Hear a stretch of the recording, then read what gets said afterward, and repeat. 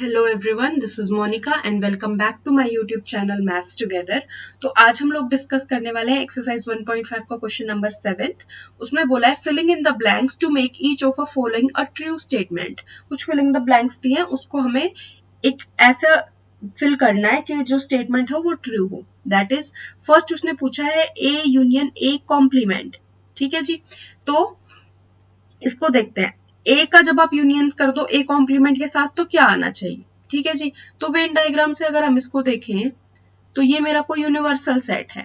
ठीक है जी, और ये मेरा कोई ए सेट पड़ा हुआ है। तो हमें पता है ए कॉम्प्लीमेंट में कौन से एलिमेंट आते हैं, यूनिवर्सल सेट में से उस ए सेट को हटा दो, जो बाकी बचा हुआ पोर्शन है वो क्या बन जाता है, मेरा ए कॉम्प्लीमेंट बन जाता है।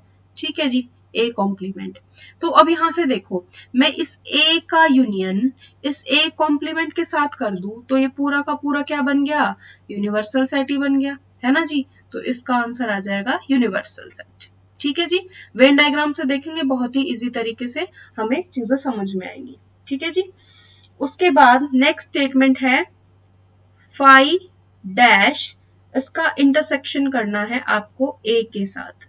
ठीक है जी, तो देखो फाई डैश मतलब क्या हो गया कि आप यूनिवर्सल सेट में से किसको माइनस कर दो, फाई को माइनस कर दो, है ना। तो जब यूनिवर्सल सेट में से फाई माइनस कर दिया तो क्या बचा, मेरे पास पूरा यूनिवर्सल सेट में है, उसमें से मैंने कुछ भी माइनस नहीं किया तो मेरे पास पूरा यूनिवर्सल सेट ही बच गया, है ना। तो मेरे पास क्या बच गया, पूरा यूनिवर्सल सेट बच गया।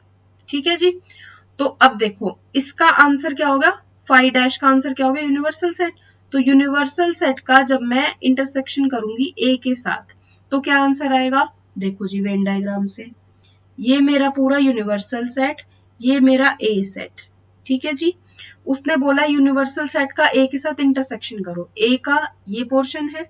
ठीक है, और अब देखो बड़ा सेट कौन है, यूनिवर्सल सेट, और छोटा सेट कौन है, ए सेट, है ना। तो इंटरसेक्शन में कौन सा वाला पोर्शन आता है, छोटा पोर्शन, जो यूनिवर्सल सेट के पास भी हो और ए सेट के पास भी हो वो आएगा। तो कॉमन पोर्शन कौन सा है, ये वाला, ये मतलब ए सेट। तो इसका आंसर आ जाएगा हमारा ए। ठीक है जी, थर्ड पार्ट है ए इंटरसेक्शन ए कॉम्प्लीमेंट। ठीक है जी, तो देखो ये मेरा यूनिवर्सल सेट है, ये मेरा ए सेट है। ठीक है जी, तो ए सेट के अलावा जो एलिमेंट्स बच गए वो किसके अंदर आते हैं, ए कॉम्प्लीमेंट में आते हैं, है ना। अब देखो इंटरसेक्शन मतलब जो ए के पास भी हो और ए कॉम्प्लीमेंट के पास भी हो।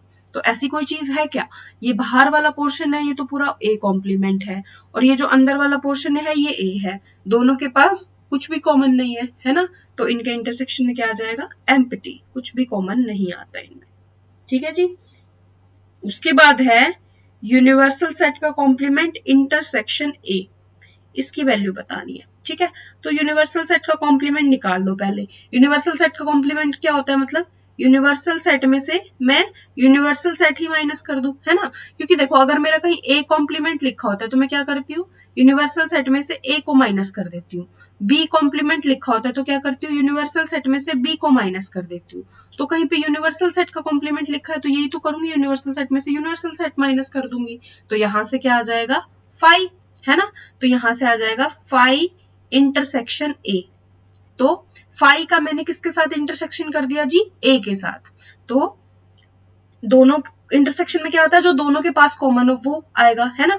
तो फाई मतलब कुछ भी नहीं है उसके पास, तो ए के पास तो बहुत कुछ है लेकिन फाई के पास कुछ भी नहीं है ना। तो जिस दोनों के पास मतलब मेरे पास कुछ है, मतलब मेरे पास 2 रुपए है, किसी के पास 1 भी रुपए नहीं है, तो हम दोनों के पास जो चीज कॉमन है, 0 कॉमन है ना, उसके पास भी और मेरे पास भी है। तो यहां से क्या आ जाएगा, इन दोनों का इंटरसेक्शन क्या आ जाएगा, एम्प्टी आ जाएगा। ठीक है, स्मॉल वाली चीज आती है जो हमेशा कॉमन वाली चीज, कॉमन क्या है, नथिंग, कुछ भी नहीं है, कुछ नहीं तो सबके पास है ना। कुछ नहीं कोई ऐसी चीज थोड़ी ना जो जिसका एग्जिस्टेंस है, वो तो सबके पास है, कि मेरे पास भी नहीं है कुछ भी, उसके पास भी नहीं है कुछ भी, है ना। कुछ भी तो कुछ नहीं ऐसी चीज है जो सबके पास है। तो फाई तो सबके पास होता है। ठीक है जी, फाई ए सेट के पास भी और फाई खुद के पास भी है, तो दोनों के इंटरसेक्शन में फाई आ जाएगा। ठीक है जी, तो ये है हमारा क्वेश्चन, ये था हमारा क्वेश्चन नंबर 7 जिसमें हमें फिलिंग द ब्लैंक्स करना था।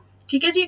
तो इसी के साथ हमारी एक्सरसाइज 1.5 खत्म होती है और इसी के साथ हमारा चैप्टर 1 भी खत्म होता है, क्योंकि आपको पता है न्यू एनसीईआरटी के अकॉर्डिंग एक्सरसाइज 1.6 आपके सिलेबस में नहीं है। तो कल से हम लोग चैप्टर 2 डिस्कस करना स्टार्ट करेंगे।